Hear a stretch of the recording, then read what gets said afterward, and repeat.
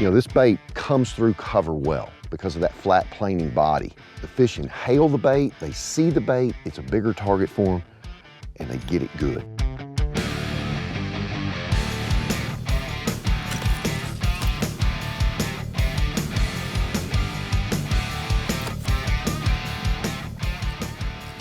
Perfect.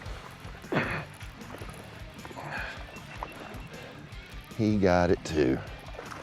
That's a good comebacker on that one. Good comeback. Get up here and join us. How about that? The skipping buzz is not only a good bait to get around cover, but this is a good buzz bait in its own right. Oh, boy, there's a good one. The fish inhale the bait, they see the bait, it's a bigger target for them, and they get it good. So that's what I really like about this thing.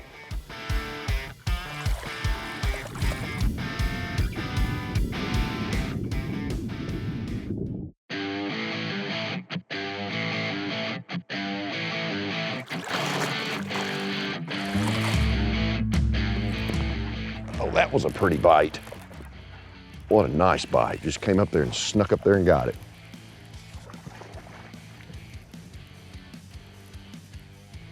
Just snuck up there and got it. He's wearing it right in the top of his head too. It's the cool thing about the skipping buzz, you really don't have to have a trailer hook on here.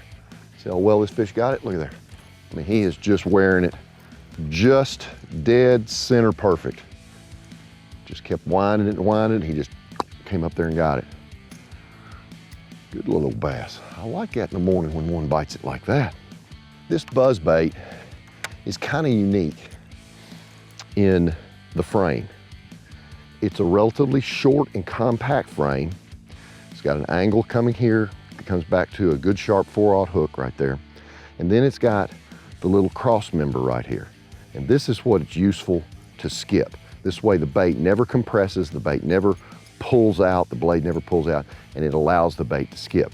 But the other thing it does is it makes this buzz bait extremely useful. You can continue to use this and catch hundreds of fish on it and not have any problems with wires bending, breaking, or anything else. So it's a fantastic bait that's not only good for skipping, it's good for just buzzing.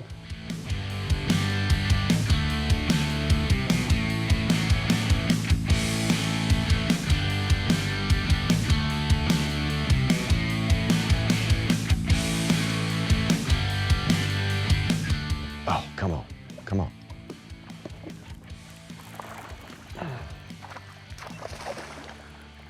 This one hawked it. He got behind it and waved it. And again, not a giant fish, but look at the hooking percentage here. Look how well this bait is getting way back in there on the top of the head, and you got it. You know, this bait really comes through cover well.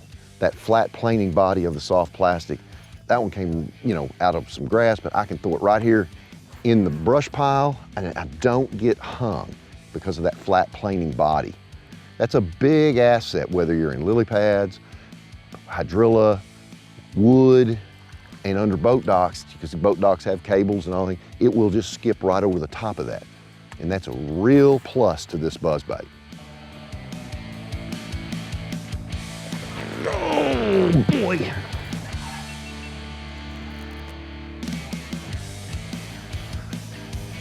That one got all over it. Well, he's not gonna do much coming this way.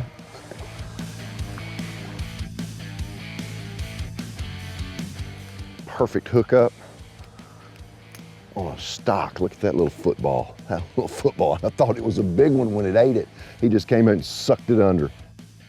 Skipping buzz strikes again.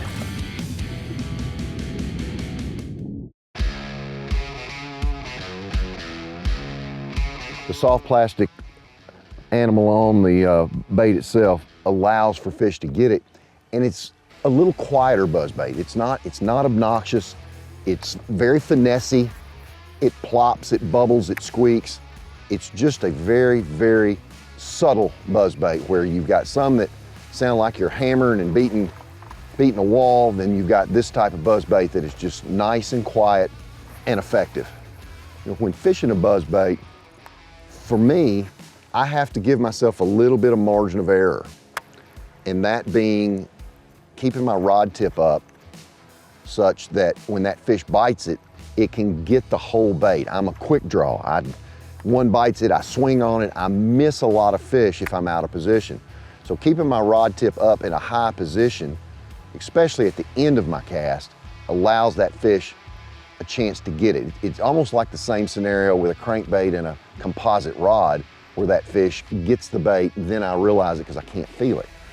Because a buzzbait's so visual, man, you've got to be careful when you make that cast not to jerk too quick. You've got to be able to either see your line moving off or feel that fish once he gets the bait and not set the hook when you see the splash. And that is a tough thing to do. I don't care who you are. That's why we all love to fish a buzzbait, because it's visual, it's fun, and it catches darn big ones a lot of the time. But with my rod tip up like this, I can find the little lane in this timber. I can actually turn the buzzbait, make it move. And sometimes when you make that turn and that bass sees that, when I turn it to come down that lane, that'll trigger a strike.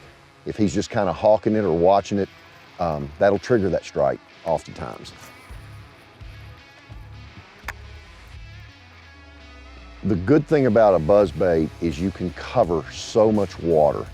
Areas in which you've got sparse cover, grass lines, rocky points, rocky banks, whatever it is, I can cover it in an effective manner. Either parallel it, come across the edge of it, down the side of it, whatever it is. It allows me the chance to cover lots of water and put it in front of singular fish that are cruising up and down a bank. Oh, that's a good one right there.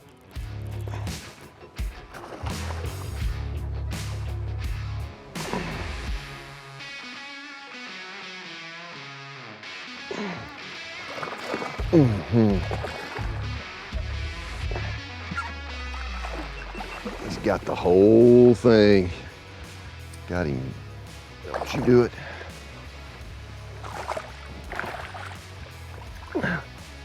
Come to me, come to me, come to me. There. Oh, now I got you.